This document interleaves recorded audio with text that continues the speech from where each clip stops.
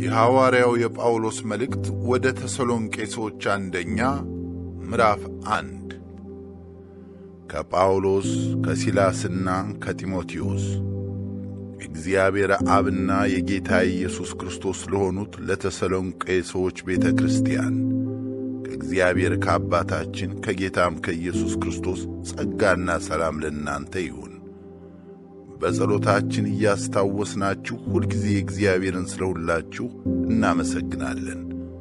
ከእምነት የሆነውን ሥራችሁን ከፍቅር የመነጨውን ድካማችሁንና በጌታችን በኢየሱስ ክርስቶስ ባላችሁ ተስፋ የተገኘውን ጽናታችሁን በአምላካችንና በአባታችን ፊት ዘወትር እናስባለን። በእግዚአብሔር የተወደዳችሁ ወንድሞች ሆይ እርሱ እንደ መረጣችሁ እናውቃለን። ምክንያቱም ወንጌላችን ወደ እናንተ የመጣው በኃይልና በመንፈስ ቅዱስ በብዙ መረዳት እንጂ በቃል ብቻ አይደለም። ደግሞ ስለ እናንተ ስንል በመካከላችሁ እንዴት እንደኖርን ታውቃላችሁ። እናንተ እኛንና ጌታን መስላችኋል። ምንም እንኳ ብርቱ መከራ ቢደርስባችሁም ቃሉን በመንፈስ ቅዱስ ደስታ ተቀብላችኋል። ከዚህም የተነሣ በመቄዶንያና በአካያ ለሚገኙ ምዕመናን መልካም ምሳሌ ሆናችኋል። የጌታ ቃል ከእናንተ ወጥቶ በመቄዶንያና በአካያ መሰማቱ ብቻ ሳይሆን በእግዚአብሔር ያላችሁ እምነት በሁሉ ቦታ ታውቋል። ስለዚህ እኛ በዚህ ጉዳይ ላይ ምንም መናገር አያስፈልገንም። በእንዴት ያለ አቀባበል እንደ ተቀበላችሁንና ሕያውና እውነተኛ የሆነውን አምላክ ለማገልገል ከጣዖታት ወደ እግዚአብሔር እንዴት እንደ ተመለሳችሁ እነርሱ ራሳቸው ይናገራሉ። ደግሞም ከሙታን ያስነሣውንና ከሰማይ የሚመጣውን ልጁን ከሚመጣውም ቁጣ የሚያድነን ኢየሱስን እንዴት እንደምትጠባበቁ ይናገራል። አንደኛ ተሰሎንቄ ምዕራፍ 2 ወንድሞች ሆይ ወደ እናንተ የመጣነው ለከንቱ እንዳልሆነ እናንተ ራሳችሁ ታውቃላችሁ። እንደምታውቁት ከዚህ ቀደም በፊልጵስዩስ መከራ ተቀብለን ተንገላታን። ነገር ግን ብርቱ ተቃውሞ ቢደርስብንም እንኳ የእግዚአብሔርን ወንጌል ለእናንተ እንደምናበስር በአምላካችን ድፍረት አገኘን። የምናቀርበው ልመና ከስተት ወይም ከክፉ ዓላማ ወይም እናንተን ለማታለል ከመፈለግ የመነጨ አይደለም። ነገር ግን ወንጌልን በአደራ ለመቀበል እግዚአብሔር ብቁ አድርጎ እንደቆጠራቸው ሰዎች ሆነን እንናገራለን። ይህንም የምናደርገው ልባችን የሚመረምረውን እግዚአብሔርን እንጂ ሰዎችን ደስ ለማሰኘት ብለን አይደለም። የሽንገላ ቃል ከቶ እንዳልተናገርን ወይም ስስትን ለመሸፈን ብለን አስመሳዮች እንዳልሆን ታውቃላችሁ። ለዚህም እግዚአብሔር ምስክራችን ነው። ከእናንተም ሆነ ከሌሎች ከማንም ከሰው የሚገኝ ክብር አልፈለግንም።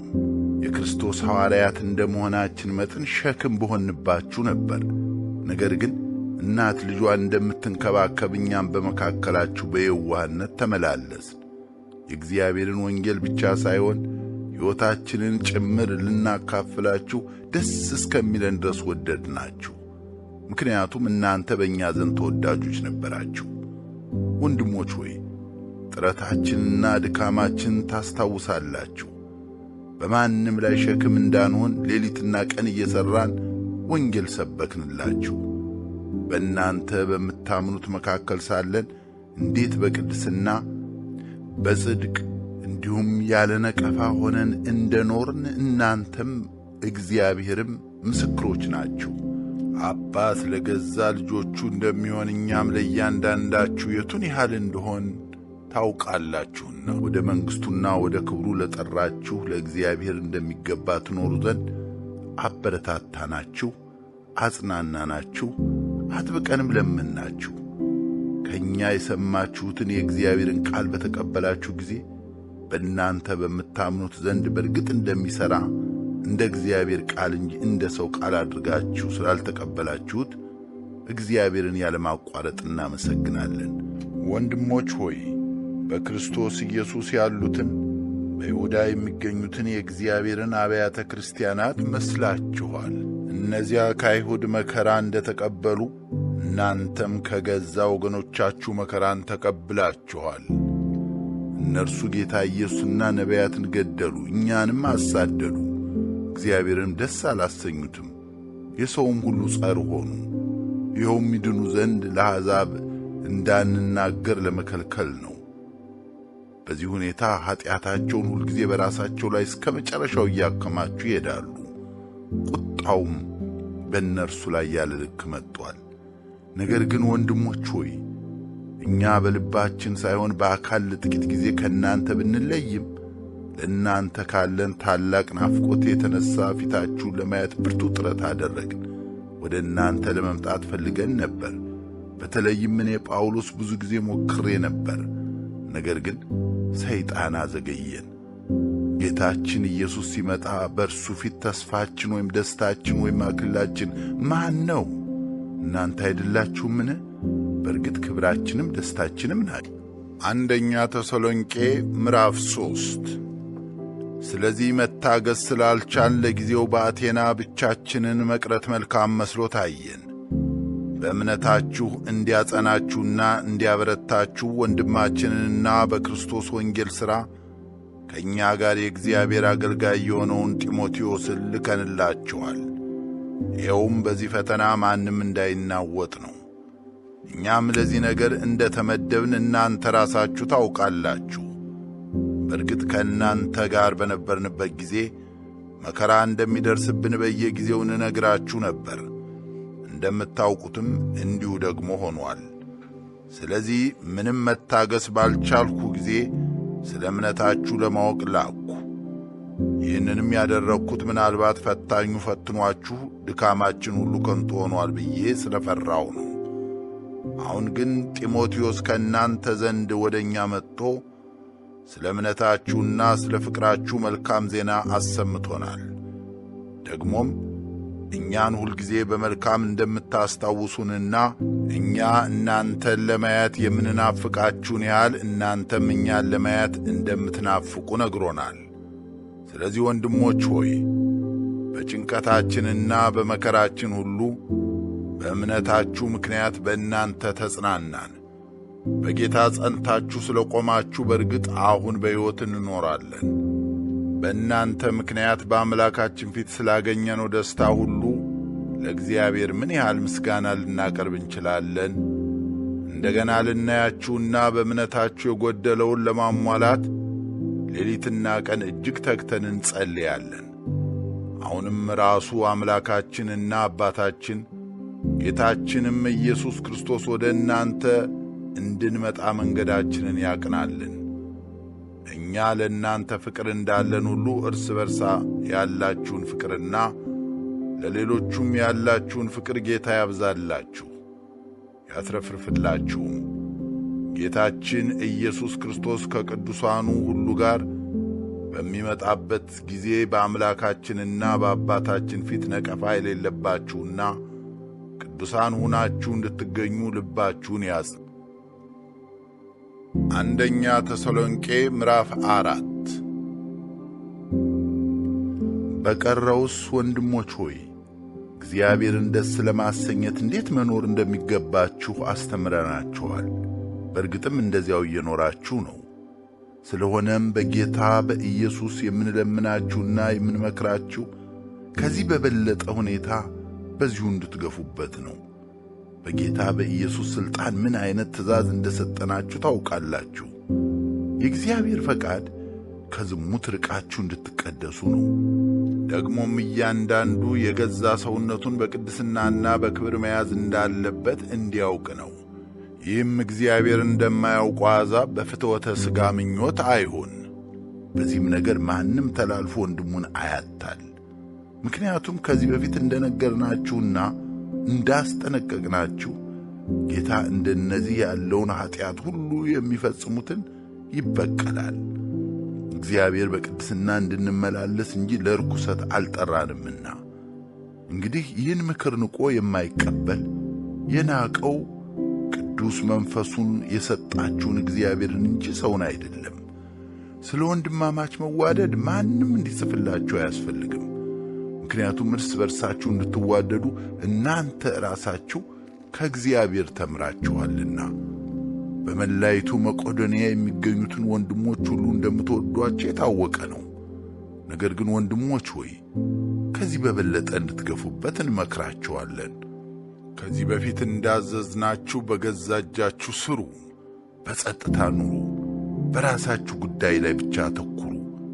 ይኸውም በዕለት ተዕለት ኑሯችሁ በውጭ ባሉት ዘንድ እንዲያስከብራችሁና በማንም ሰው ላይ ሸክም እንዳትሆኑ ነው። ወንድሞች ሆይ አንቀላፍተው ስላሉ ሰዎች ሳታውቁ እንድትቀሩ አንፈልግም። ደግሞም ተስፋ እንደሌላቸው እንደ ሌሎች ሰዎች እንድታዝኑ አንሻም።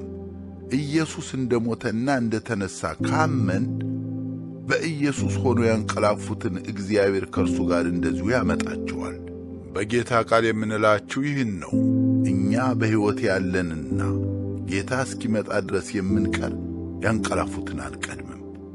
ጌታ ራሱ በታላቅ ትእዛዝ በመላእክት አለቃ ድምፅና በእግዚአብሔር የመለከት ድምፅ ከሰማይ ይወርዳልና በክርስቶስ የሞቱትም አስቀድመው ይነሳሉ። ከዚያም በኋላ እኛ የቀረነው በሕይወትም የምንኖረው ጌታን በአየር ላይ ለመቀበል ከእነርሱ ጋር በደመና እንነጠቃለን። በዚህም መሠረት ለዘላለም ከጌታ ጋር እንሆናለን። ስለዚህ በዚህ ቃል እርስ በርሳችሁ ተጽናኑ። አንደኛ ተሰሎንቄ ምዕራፍ 5 ወንድሞች ሆይ ስለ ዘመናትና ስለ ወራት ልንጽፍላችሁ አያስፈልግም።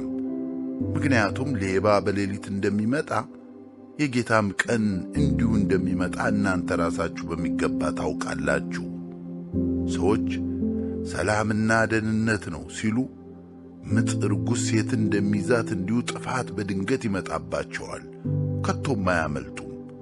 እናንተ ግን ወንድሞች ሆይ ይህ ቀን እንደ ሌባ ያስደነግጣችሁ ዘንድ በጨለማ ውስጥ አይደላችሁም።